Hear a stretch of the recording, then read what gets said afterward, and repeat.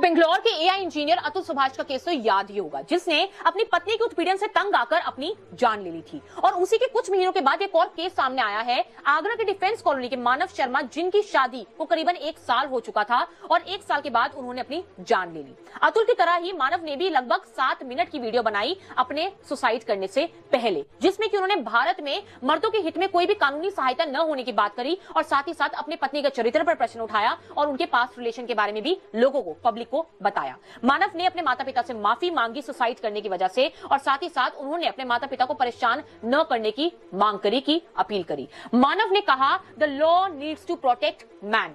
कोई तो मर्दों के बारे में बात करो, कोई तो उनके हित के बारे में बात करो, क्योंकि इस समय पर मर्द बहुत अकेले हो जाते हैं, उनके पास कोई और चारा ही नहीं रहता है। मानव के पिता ने बताया कि मानव की शादी 30 जन 2024 में हुई थी और वो टीसीएस में प्लेस्ड थे, जिसकी वजह से बेटा बहू को भी मुंबई लेकर चला गया।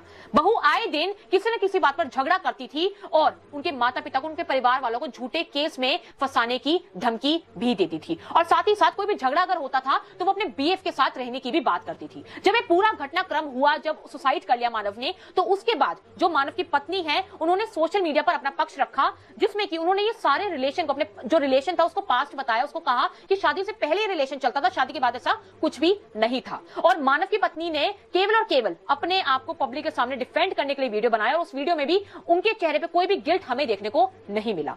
एक और ऐसा शर्मनाक केस, एक और ऐसा घटनाक्रम जो एक मर्द के खिलाफ हुआ है, मर्द के साथ हुआ है, इस पर आपका क्या विचार है? कृपया हमें कमेंट सेक्शन में लिख करके जरूर बताएं।